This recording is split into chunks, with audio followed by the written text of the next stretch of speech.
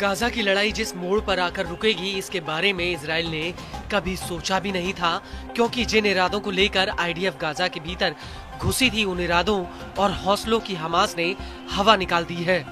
और अब नौबत ये आ गई कि इजराइल को एक एक बंधक के बदले 100 फिलिस्तीनी कैदियों को रिहा करना पड़ रहा है, जिसे देखकर ऐसा लगता है कि इजराइल मजबूरी में हमास के साथ ये समझौता कर रहा है।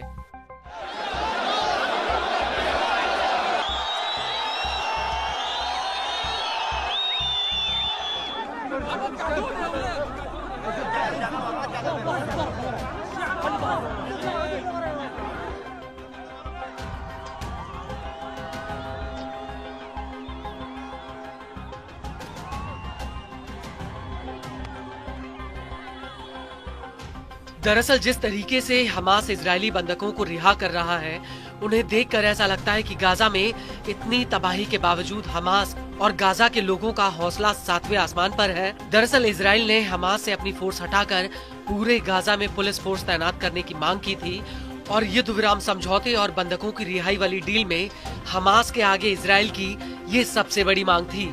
लेकिन हमास ने इजराइल को दो टूक कह दिया कि वो गाजा से अपनी फोर्स नहीं हटाएगा।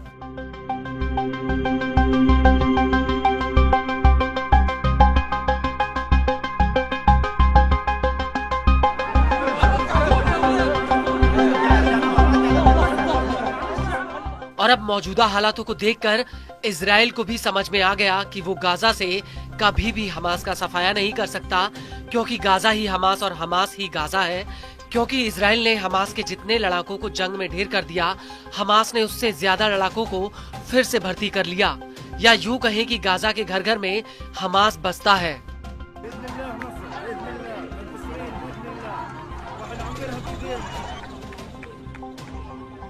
شو شعورك اليوم؟ شو شعورك؟ عز وفخر بإذن الله. كفو عليك. شو شعورك اليوم؟ هناك كتاب القسام باقية، ونتنياهو الفاشل إلى مزابل التاريخ، ومن غفير وسموتريتش إلى السبايا. الله أكبر.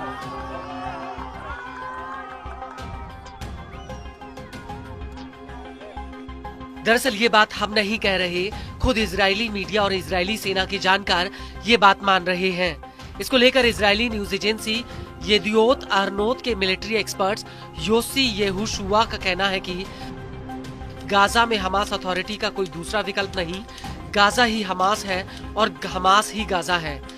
ऐसे में इस समस्या के हल के अभाव में डोनाल्ड ट्रंप की गाजा को लेकर स्वैच्छिक निकासी की योजना पर जरूर विचार किया जाना चाहिए।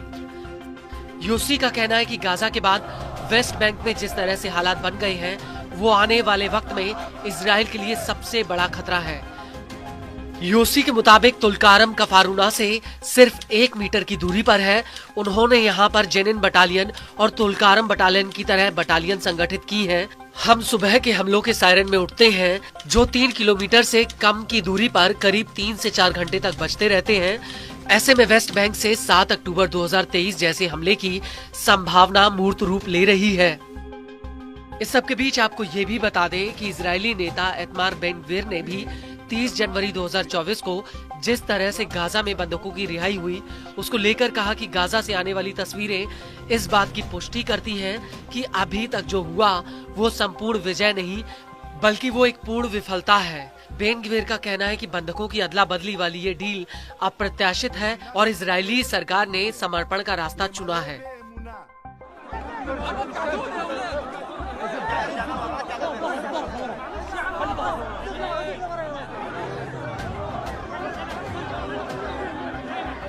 आपको बता दें कि बेन गवीर इकलौते नेता नहीं हैं जिन्होंने इस डील के खिलाफ मोर्चा खोल दिया, बल्कि इजराइल के वित्त मंत्री बेजालेल स्मोट्रिच ने भी गाजा में बंधकों की रिहाई को लेकर कहा है कि हम इस बात को लेकर चिंतित हैं कि बंधकों की वापसी पर हमारी खुशी के बावजूद हम इस सौदे के लिए चुकाई जाने वाली भारी कीमत को लेकर चिंतित हैं।